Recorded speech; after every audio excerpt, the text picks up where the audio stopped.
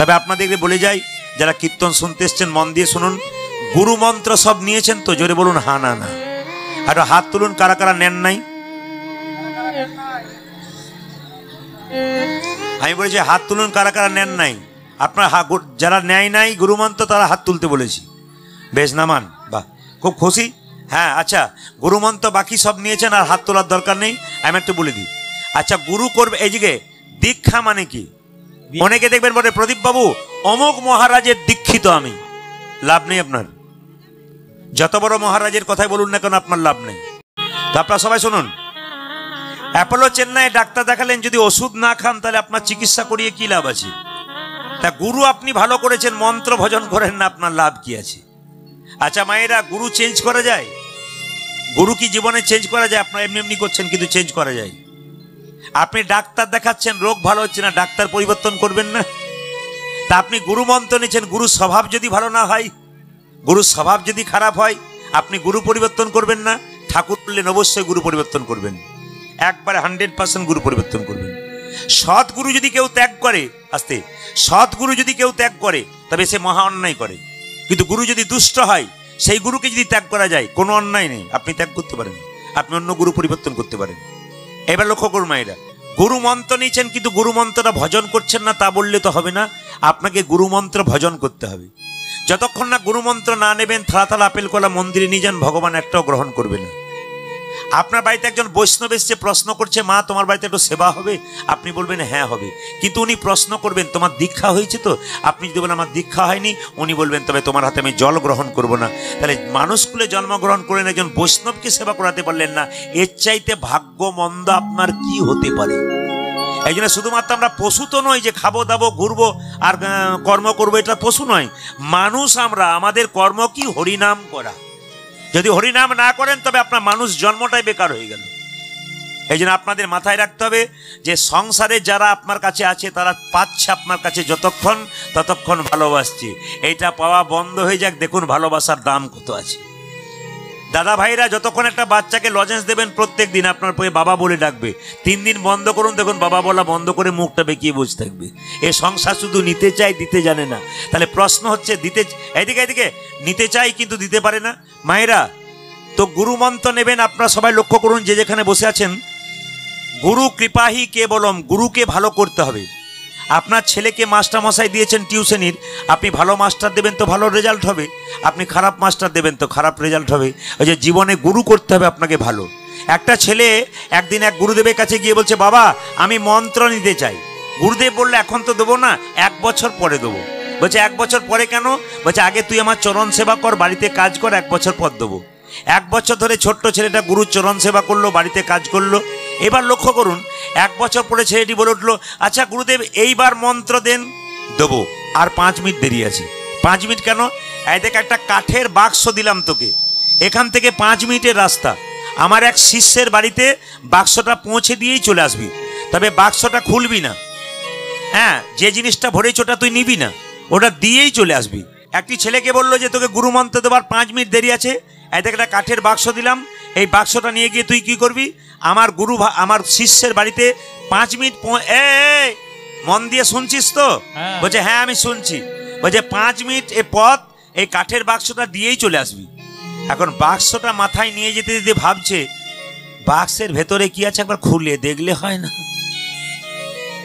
আমার তো নিতে বারণ আছে, দেখতে তো বারণ নাই। এমনি করে নিয়ে যেতে যেতে মাঝ রাস্তায় যখন বাক্সটা খুলেছে মায়েরা, হুশ করে বেরিয়ে চলে গেছে। কি বলুন তো? একটি নেংটি ইঁদুরের বাচ্চা। কেন? গুরুদেব একটা নেংটি ইঁদুরের বাচ্চা ভরে দিয়েছিল, ওটাকে নিয়ে যখন নিয়ে যাচ্ছিল মনে মনে ভাবছিল আমার তো নিতে বারণ নাই, নিতে বারণ আছে, দেখতে বারণ নাই। যখনই দেখতে গেছে তখনই হুশ করে বেরিয়ে গেছে। এসে বলছে গুরুদেব যাওয়া হলো না। বলে কেন? যা ছিল সে তো পালিয়ে গেল। বলছে কি বেরিয়ে গেল? বলছে ইঁদুরের বাচ্চা। তখন গুরু বলল জীবনে তোর গুরুমন্ত্র না হবে না। বলে কেন? না, একটা কাঠের বাক্সে 5 মিনিট একটা ইঁদুরের বাচ্চা ধরে রাখতে পারলি না, তোর দেহ বাক্সে গুরুমন্ত্র তুই জীবনেও ধরে রাখতে পারবি না। এই জন্যে বাবা ধৈর্য যার আছে ভগবান তার আছে, আর ধৈর্য যার নাই তার। দেখবেন কিছু কিছু মানুষ আছে কীর্তন শুনতে শুনতে, লক্ষ্য করবেন দাদা ভাইরা, আপনার পাশে বসবে, চটিটাকে নিয়ে দিব্যি আরাম করে বসবে, খানিকক্ষণ পর দেখবেন চটি গুটিয়ে উনি বাড়ির দিকে ছুটবে। মানে এরকম পার্টি দেখবেন অনেক আছে আপনার সামনে, দেখবেন। এই জন্য বলছে ধৈর্য যার ভগবান তার, ধৈর্য যার নাই ভগবান তার নাই। মহাভারতের দিকে যদি যান তাহলে পঞ্চপাণ্ডবের দাদা যুধিষ্ঠির, তিনি খুব ঠান্ডা মাথার মানুষ ছিলেন, উনি ভগবানকে পেয়েছিলেন। 100 ভাইয়ের দাদা দুর্যোধন, উনি চঞ্চল ছিলেন, উনি ভগবানকে হারালেন। তাছাড়া মায়েরা দেখবেন যে মেয়ে সংসারে খুব চঞ্চল, ও তরকারিতে 2 বার নুন দেয়, ঘরের লোকের কাছে গালাগাল খায়। কিংবা দেখবেন সবজি কাটতে গিয়ে আঙুল কেটে দেয়। যে পুরুষ দেখবেন চঞ্চল, দাদা ভাইরা এতজন কীর্তন শুনছেন, যে পুরুষ দেখবেন খুব চঞ্চল, ওর ইতিহাস ঘেঁটে দেখবেন ও সংসার উন্নতি নেই। যে পুরুষ খুব স্থির, খুব ঠান্ডার মাথায় মানুষ, খুব কৃষ্ণ ভক্ত, জেনে নেবেন একবারে সেই পুরুষ কি বলুন তো, সেই পুরুষ একবারে অবশ্যই সংসারে শান্তি আনতে পারবে। এই জন্য কীর্তন জিনিসটা এমন জিনিস, ধৈর্য ধরে কেউ যদি সাধনা করতে পারে তবে ভগবানকে পেতে পারে। এই জন্য আপনাদেরকে বলে রাখি, গুরু যদি আপনারা করবেন মায়েরা, আমি একটা প্রমাণ দিয়ে দিই, গুরু করবেন কিন্তু যাকে তাকে করবেন না। আচ্ছা বলুন, গুরু যখন কোনো মেয়েকে মন্ত্র দিল, তখন গুরুর সঙ্গে মেয়েটা কি সম্পর্ক হলো? মেয়ে আর বাবা। কোনো ছেলেকে মন্ত্র দিল, কি সম্পর্ক হলো? ছেলে আর বাবা। তো গুরু যেন এরকম না হয়। এইদিকে তাকান মায়েরা, একজন গুরুদেব শিষ্যের কাছে এসেছে, মেয়ের কাছে, এই যে কেমন আছিস মা? বলে ভালো আছি। হ্যাঁ, তা মন্ত্র ভজন করছিস তো? বলে করছি। বাবা এসেছেন তখন পাটা ধুয়ে দিই, একটু জল টল সেবা করুন। গুরু বলছে হবে না। বলে কেন? তোরা কোনো মন্ত্র ভজন ঠিক হয় না, সাধন ঠিক হয় নাই, তোর হাতে জল খাবো না। বলছে আমার সঙ্গে আপনার সম্পর্ক কি? বলছে তুই আমার মেয়ে, আমি তোর বাবা, তা আপনার বাড়িতে আপনার মেয়ের কাছে জল খান না? বলে খাই। তাহলে আমার কাছে খাবেন না কেন? ভাই তোরা কোনো সাধন ভজন ঠিক হয় নাই। তখন মেয়েটি বলছে কিছু মনে করবেন না, আমার হাতে যদি জল না খাবেন তাহলে 1 বোতল মিনারেলস ওয়াটার এনে দিই, ওটা খাবেন তো? গুরু বলছে অসুবিধা নাই। শিষ্য তখন বলছে কিছু মনে করবেন না, যে মিনারেলস ওয়াটারের বোতলটা আপনাকে দেবো, যে জলটা ভরেছে সেটা কোন জাতের লোক আপনি কি করে জানলেন? আপনি আমার হাতে খাবেন না, আর মিনারেলস ওয়াটারের বোতলে যে জলটা ভরেছে সে কোন জাতের লোক আপনি কি করে জানলেন?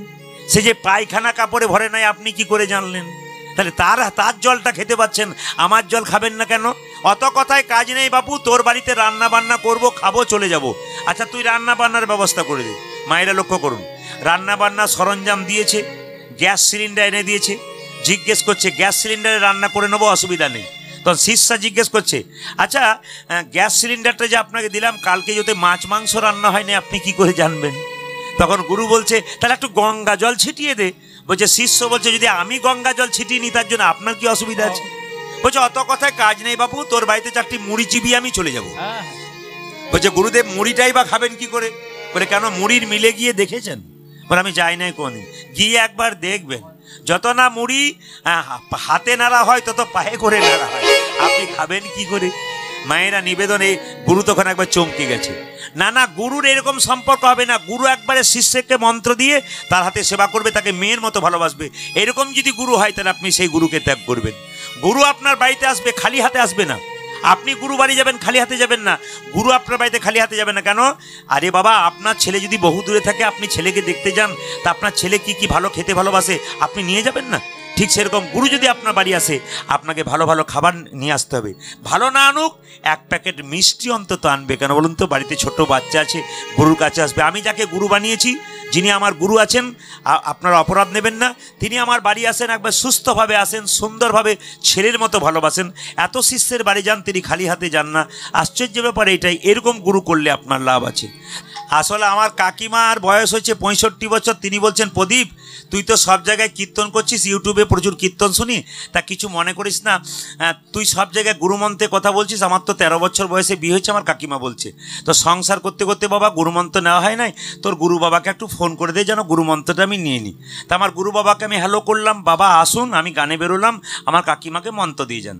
আমার গুরু বাবা কাকিমাকে মন্ত্র দিলেন, মন্ত্র দিয়ে বললেন মা তুমি মন্ত্র ভজন করবে 3 বার। কবার? 3 বার। কখন কখন? সকাল একবার, দুপুর একবার, সন্ধ্যা একবার। কিন্তু মা গুরু মন্ত্রের উপরে বড় মন্ত্র হচ্ছে মহামন্ত্র। তাই প্রথমে মহামন্ত্র হরে কৃষ্ণ কৃষ্ণ কৃষ্ণ হরে হরে, হরে রাম রাম রাম হরে হরে ভজন করবে, তারপর তুমি গুরুমন্ত্র ভজন করবে। এখন কাকিমা সব কিছু ব্যাপার ঠিক আছে, আমি কীর্তন করে ফিরছি, তখন বলছে বাবা আমাকে গুরুমন্ত্র দেওয়া হয়েছে কিন্তু গুরুমন্ত্র ভজন করা হয়নি। বলে কদিন নিয়েছো তুমি? বলছে প্রায় এই যে 7 দিন নিয়েছি, কিন্তু মন্ত্র ভজন করা হয়নি। বলে কেন হয় নাই? বলছে আর বলিস না, আমাকে গুরু বাবা বলে গেছেন যে তার আগে মহামন্ত্র হরে কৃষ্ণ নাম ভজন করতে হবে। বলছে না, আমি বললাম কোনো অসুবিধা নাই, তুমি বলতে পারতে মহামন্ত্র, কোনো অসুবিধা নেই। বলছে আমি বলতে পারি না। তুই তো জানিস। কেন বলতে পারি না? বলে কেন? হরে কৃষ্ণ কৃষ্ণ কৃষ্ণ হরে হরে, তারপর তোর কাকার কি নাম বটে তুই তো জানিস রে। কি বুঝলেন? কাকার নাম কি? কাকার নাম রাম, বলতে পারছে না। বললাম কাকিমা তোমাকে বলতেই হবে। বলছে তুই যতই লোককে বোঝা আমি বলবোই না।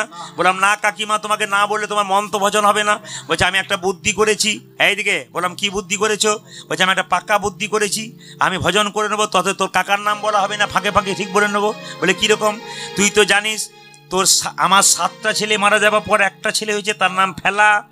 আমি আজ থেকে এরকম বলবো, হরে কৃষ্ণ কৃষ্ণ কৃষ্ণ হরে হরে, হরে ফেলার বাবা, হরে ফেলার বাবা, ফেলার বাবা, ফেলার বাবা। রে তোমার কি বুদ্ধি গো কাকিমা, এত বুদ্ধি থাকে তুমি মাথা খারাপ। রাধা রানী কি।